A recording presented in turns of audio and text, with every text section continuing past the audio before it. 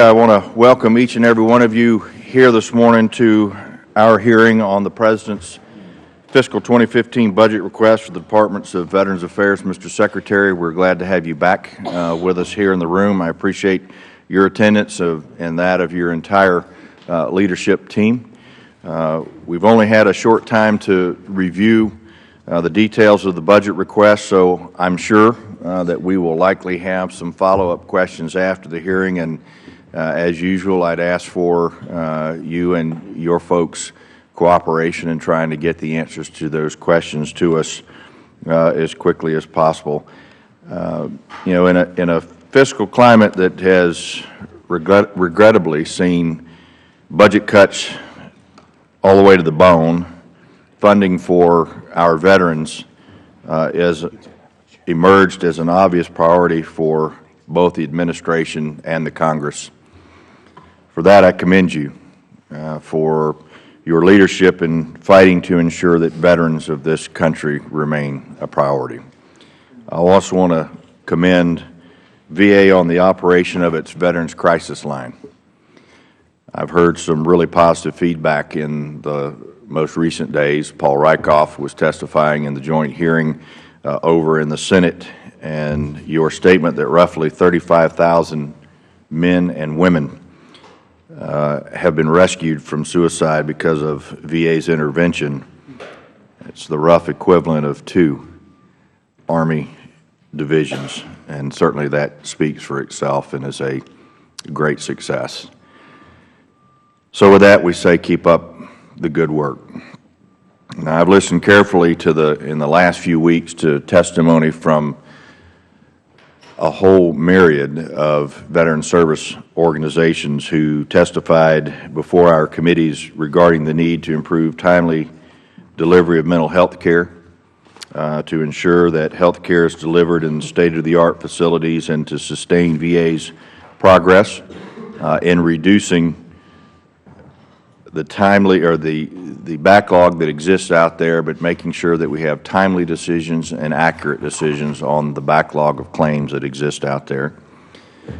When I look at this $163.9 billion budget request, I'm left wondering why we can't do better than we are in some areas. I think it's fair to say that Congress has supported nearly every request that the administration has asked for when it comes to our veterans, yet I think we can all acknowledge that serious problems still exist within the system.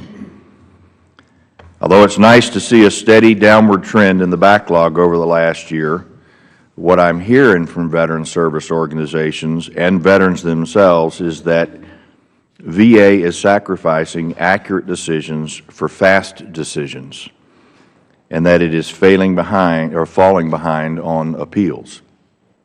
With the record funding provided in this area over the last decade, both in manpower and in technology, it is frustrating, I think, to all of us to continue to hear some of those same complaints. And I'm also concerned about continued Inspector General and media reports regarding preventable deaths at a number of VA facilities across the country. And I know that VA is not infallible, but serious, even deadly mistakes merit swift and clear accountability. I know you believe, as I believe, and we're ready to work with you and your agency to give you any of the tools that you need in order to get the job done. And I'm going to follow up on this last issue in questioning, but I am troubled with what appears to be a common practice with VA's budget submissions being late. And that's to identify, based on updated information, excess funds that are no longer necessary, then redirecting those funds toward initiatives that were budgeted and appropriated in advance at a lower level. For example, VA overestimated by about $700 million what it needs for long-term care resources in fiscal year 2015. But now the agency wants to redirect all of that money and more towards its homeless initiatives, facility activations, and other needs.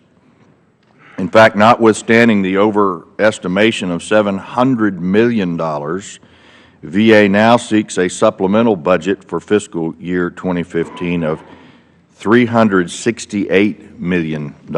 Needless to say, I think this practice needs further discussion. Mr. Secretary, these are just a couple of areas I'd like to address with you this morning. In the interest of time, however, I'm going to recognize the ranking member for his opening statement.